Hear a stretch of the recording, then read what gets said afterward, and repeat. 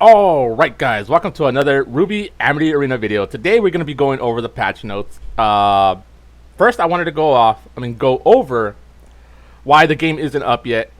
By the time this video goes live, it could be up, because if you take a look right here on their Facebook page, it's not on their Twitter, it's only, I found this on their Facebook for some reason. Hello again everyone. Google Play is still not showing the updated version of Amity Arena and is preventing us from finishing the update. With this issue, we cannot set an end time, and so would like to send out a notification with a reward when Google finally updates our game. So this is not in their hands, this is in Google's hands. And that we cannot set an end time, so what they did was they set it, at least to my tablet, it says 6 p.m. That's a placeholder. It doesn't actually mean it's going to finish or be up at 6 p.m. They just put that there, you know, to give the longest time possible. It could come up sooner than that. So with that out of the way, don't go chasing after, you know, the Amity Arena team. It's Google that is holding us back, not Amity Arena. All right, time for the patch notes. Raven Bronwyn teleports into the fray. Some units get rebalanced. Academy crates enter the game. Battle a beacon skirmish function will let you earn while you rest, and the shop turns legendary. Raven Bronwyn, 4 aura legendary, Arena 4 unlock. Raven will open up a portal allowing allies to pass through to the exit point. Her ability is stretched a little to fit the game. The in-game card description says as much. And then down here, that's actually a lot to read. You can find this on their Facebook page or wait until the game goes live. I'm just going to extend the time to read it. I do want to go over is her skill. We don't know how far it lets you teleport, and we don't know how many units are allowed to go through it, or if all your units are allowed to go through it. Because if it's all your units and it's no restriction, because it says that her ability is stretched, usually that means it's made better. Like Velvet, it was made better.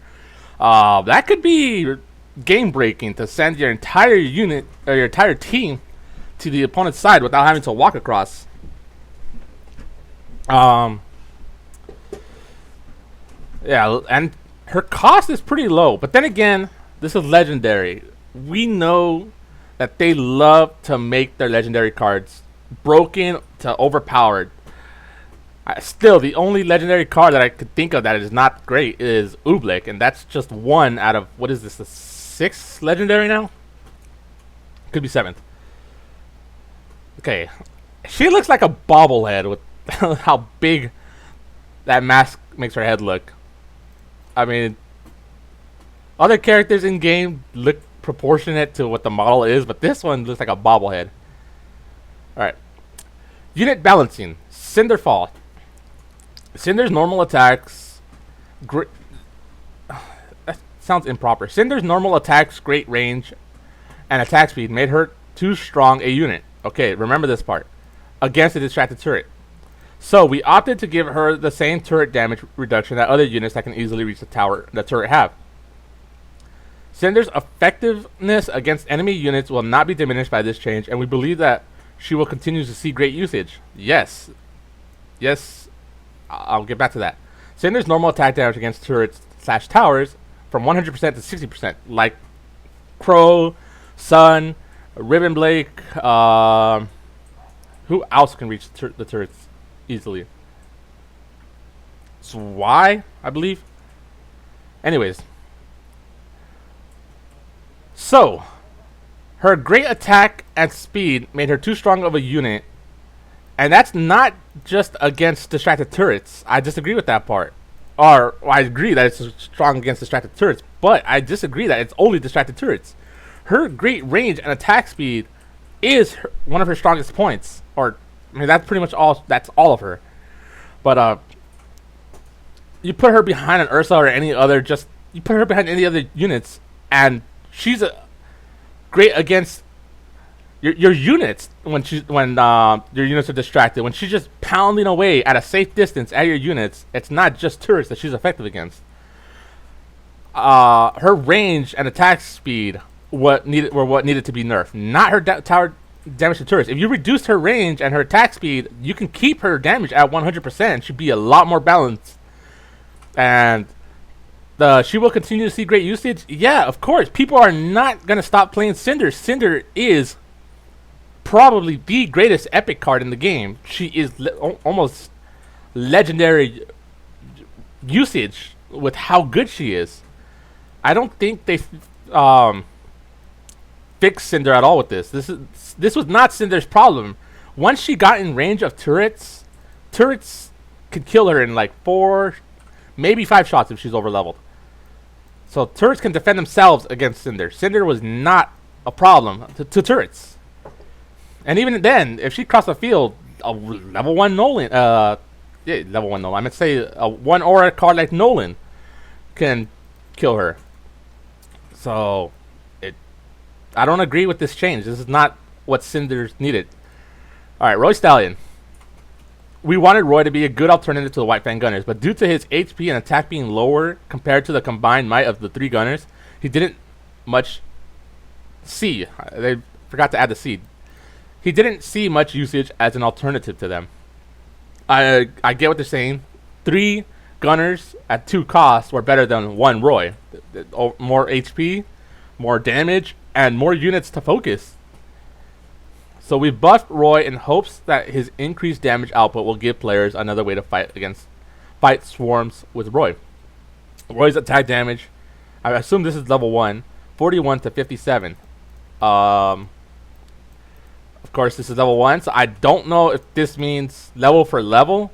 Roy now deals more damage than Gunners. If it does, this could possibly see more usage. But then again, Roy has, I believe, the shortest attack range of any unit that's a ranged unit at 4 or 4.5. So he's still unsafe to play. They gotta fix that. Yeah, I mean, Roy's still susceptible to, you know, any other card that probably can kill the Gunners. Though he could probably survive a Flint. Gunners cannot survive Flint. Roy probably can. Alright. Boneless John. John was a unit I got a text. John was a unit we ambitiously designed to sustain pushes with his aura transfer heals in Amity Arena, but due to his delay in skill deployment, he was never seen as efficient for his cost. I don't think it was the delay, because when I use John, I can get John to where he needed to be in time. His problem was that after healing, which the heal was great, he was a useless unit, and it was costly. We've turned his character around with a mission to make his ability more accessible in combat and utilized with more confidence. Aura cost 4 to 2. Okay, that solves a big problem of playing Boneless John, because 4 was just too much. Like, you couldn't make any combos with it that used up all your aura. HP and attack down by 50%. Boneless John was already one of the weakest units in the game, and they reduced his stats by 50%. He probably does less damage and has less HP than Nolan now. I have to see this. Dash speed 5 to 8. I don't know what that means. 5 to 8. This is the first time they talked about dash speed, so I cannot comment on this. All I know is that he's faster, you know. Gotta go fast. No HP drain during skill now. I don't know what HP drain did. 1% more HP healed per tick. So, his heal is now 1% stronger than last patch. So, Boneless John, I think at 2 aura, I could probably make some room for him in my deck now, especially with a bit more healing. But, again, still the weakest unit in the game, thanks to the HP and attack reduction. And that's it. That's the changes for the units. That's the patch notes.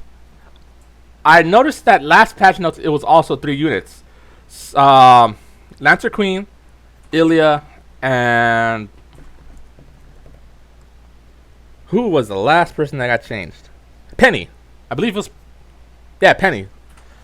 I don't know what it is. About once a month, they only change 3 units. But at this rate, we're never going to get the game in a state where it should be. We didn't see a Wolfpack nerf. We didn't see a Neon Cat change again. Still probably the strongest defense card in the game. Cinder didn't get the proper nerf she needed. Ice Flower unchanged.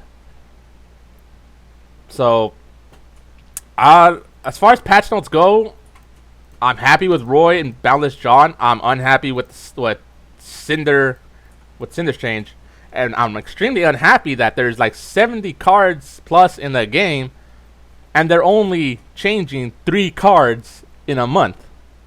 What's up with that? Okay, moving on to more content. Academy creates events. When members of your Academy earn dust crystals in battle by destroying enemy turrets and central towers. That's the crystals you get, 1, 2, or 3. 3 when you destroy their central tower. This accumulates to a total that gives the Academy a bigger and better crate at the end of the event for everyone that participated.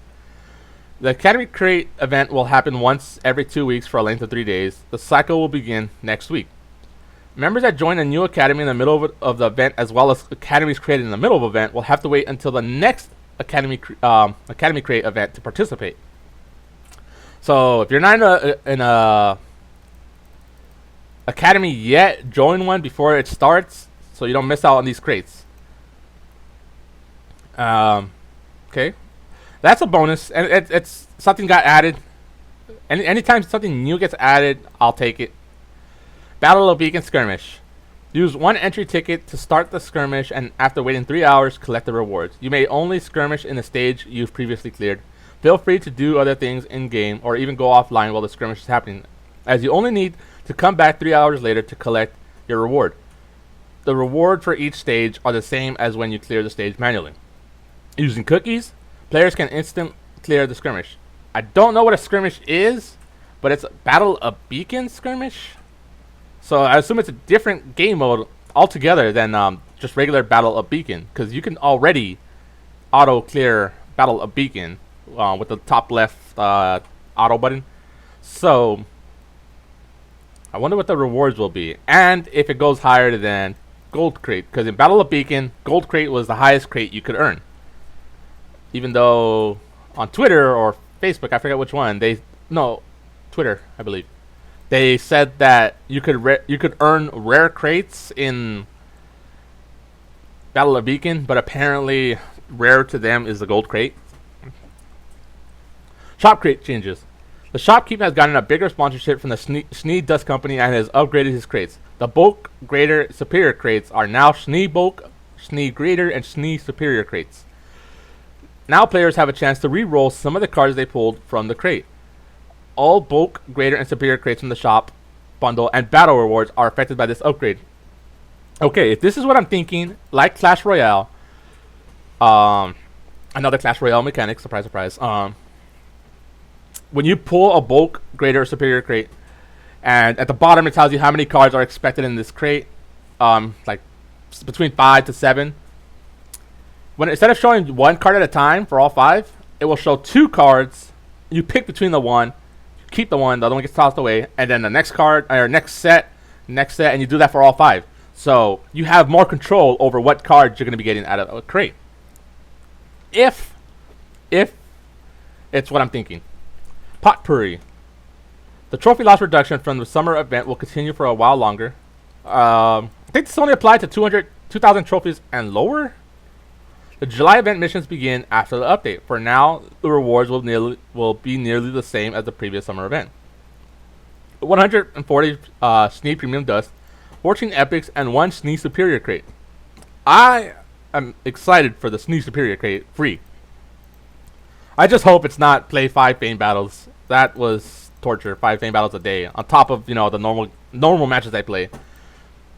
The card shop will permanently feature the 6 card selection, and I mentioned that this needed to be permanent, and we got it.